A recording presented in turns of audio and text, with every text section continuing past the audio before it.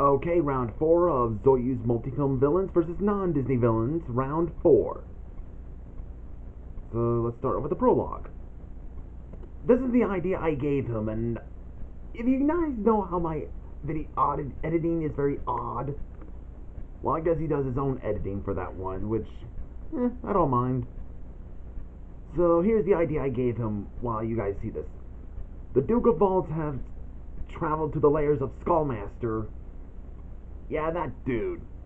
Yes, I know he was in Worst Heroes and Villains Wherever, but don't forget, he was also in non-Disney Villains tournaments, so Neuroflortin just didn't know he was already in on Disney Villains tournament before he added him in there. In Worst Heroes and Villains Wherever, or Worst Villains Wherever. Whoopsie! So, to me personally, I find Mighty Max more of a non-Disney, much more than the Worst Ever kind of stuff, because Skullmaster did appear in non-Disney Villains tournaments, that's probably the reason. So the Duke of Valds traveled to his lair, recruits him because he has trust issues with Quan Chi, because he knows the legend of Quan Chi, who serves Shinnok, and that he's going to merge the realms to bring back the one being. Okay, the one thing in the description, it's kind of wrong. Well, actually, the only part is, believes that he uses the armies of the underworld only to help Shinnok unite. Well, here's the part that he got wrong. The kingdoms to bring back the only being. It's not kingdoms, it's realm. If you actually play Mortal Kombat or know the lore, okay, in the lore of Mortal Kombat, there existed the one being and the Elder Gods. The one being has been feeding off the essence of the Elder Gods, and they were getting tired of it. And then the one being has been consuming them, on each of them, that is. Then they used the Kami Dofus to not kill the one being, but separate his consciousness. Like, I think it's body parts or his consciousness, but to split all the realms. The Earth realm, the Nether realm, the Outworld, the Chaos realm, the Mortal Kombat equivalent of Heaven. I can't remember that other realm. And there's also the Order realm. Just any realms you can think of. But Shinnok got to be corrupted, was banished to the Nether realm, which was ruled by Mortal Kombat's version of Lucifer. No, I'm not gonna get, no, not Lucifer, because it's probably the unrelated Lucifer. It's not Lucifer from the Bible, it's just Lucifer of the Mortal Kombat. It's basically the god of the Nether realm. Which, not gonna lie, I like that better. I like the concept better than using the biblical one, because, religion is a very messy topic. So, the one being is basically like the god before the gods. Well, he's basically, what I can understand is that if the one being if the realms were merged into one, then the one being will come back, then we all disappear. Then everyone, all the living beings, are basically his subconsciousness. Kind of like Azathoth from the H.P. Lovecraft lore. If he were to wake up, we would all be dead. We would all be ceased to exist. So, yeah. So that's what the Duke recruits him for, just to, backstab Quan Chi just in case he betrays them.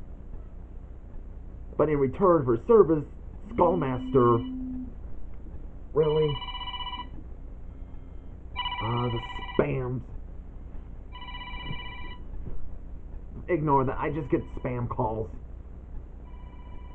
Okay, in return, Skullmaster will be the new ruler of the Nether Realm, when they take down Shinnok, that is.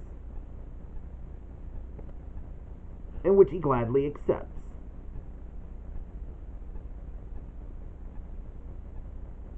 And then we get Nazis? Not only is it uncomfortable we got the Lucifer, but now we got Nazis?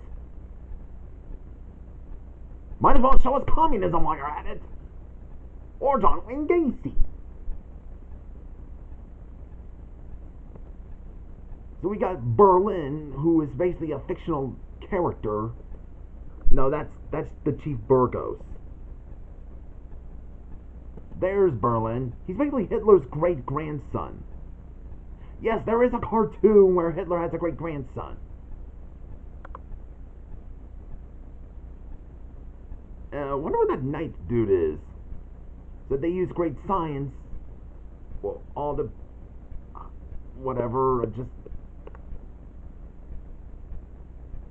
takes Germany's technology to a new level that surpasses all of Europe in development. With the help of higher science, they were able to bring back Adolf Hitler. Oh dear. Well, actually, he's called Hungry Hitler in this one. He behaves like an animal. Wasn't he always? What's with an ogre? Is that a warthog? Or is that an ogre? Because he has horns. He's probably an ogre.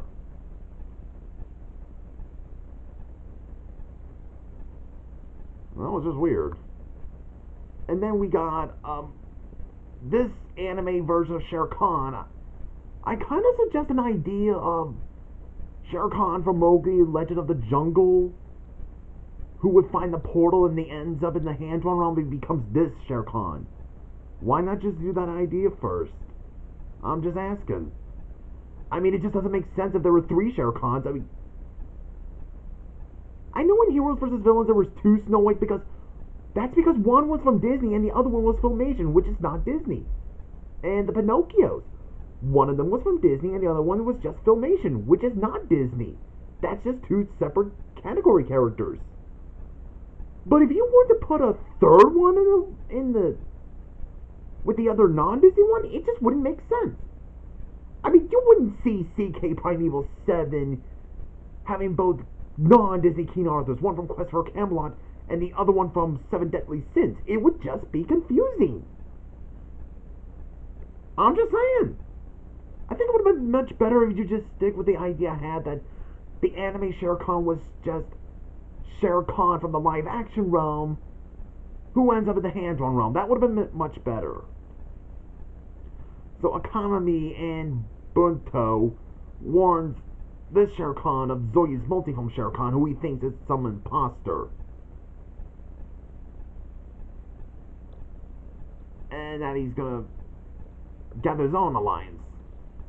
And then we see the destroyer of the forest named Verlioka.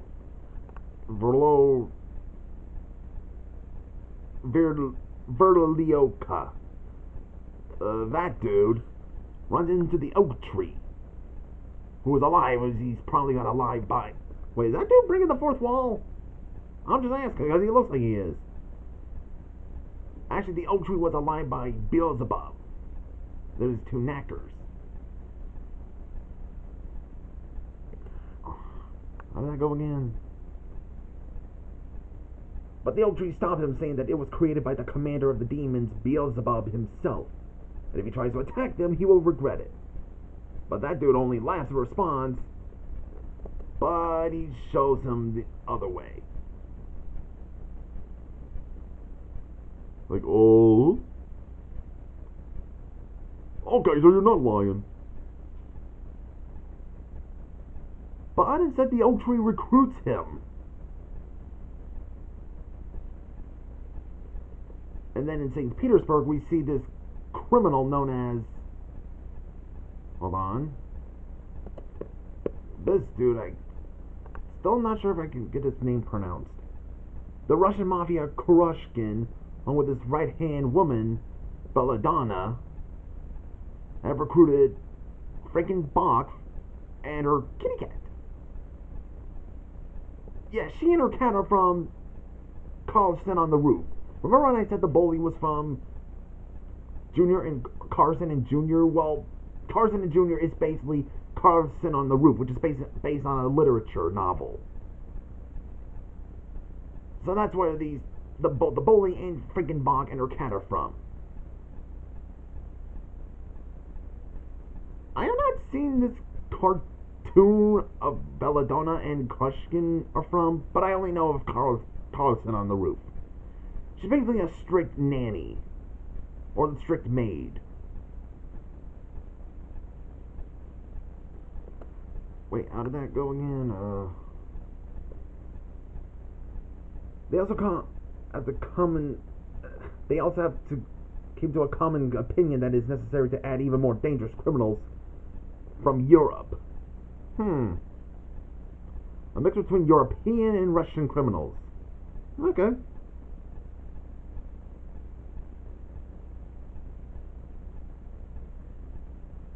Well, I know in the ending that Frankenbog was like a redeemed character. She got to fall in love with Carlson.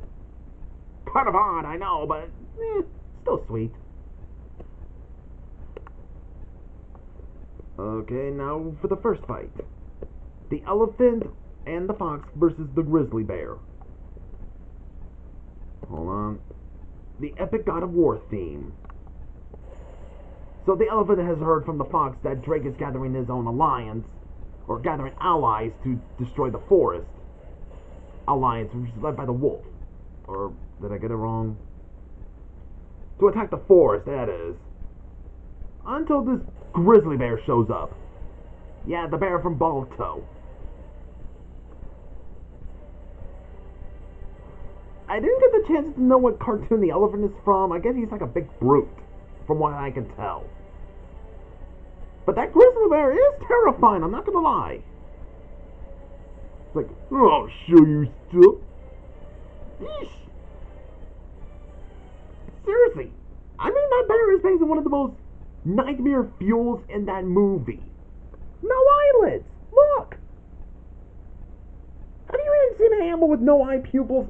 Well, unless they're completely blind, but seriously, he's like he can see perfectly.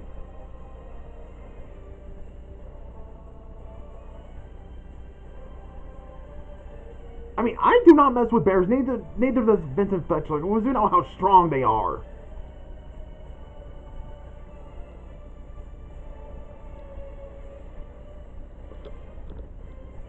And the elephant managed to beat him down. Tough guy, huh? Not so much. Interesting editing of the bear's defeat from the fox and the hound. So the elephant wins and the fox survives. And next fight. The return of Mock Swagger. So yeah, Mock has been resurrected. And our favorite monkey boy is back. So this is Mock versus Blizzard. He arrives at the palace, which reminds him of the Snow Queen's palace. How'd it go again? Yeah, the sworn enemy of the Snow Queen's mother. I have not seen the cartoon Blizzard is from yet, but if anyone can leave me the link, I'd be grateful. So she summons this shadowy monster to make it completely dark, so Mock can't find her. Or is that it?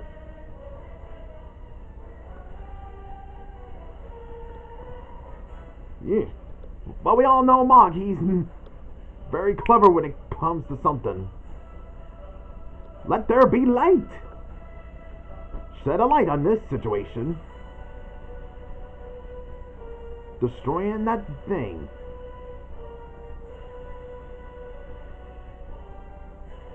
Mock just burning her gown.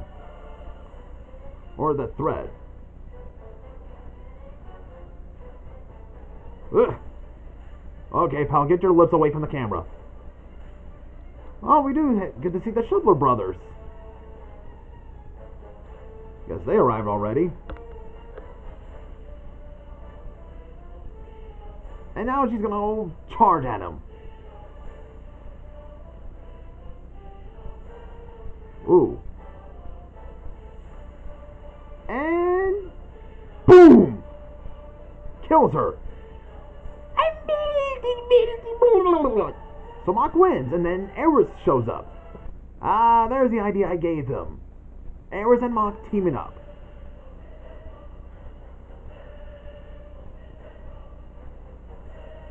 So I think I'm going to stop right here, so see you guys in the next video.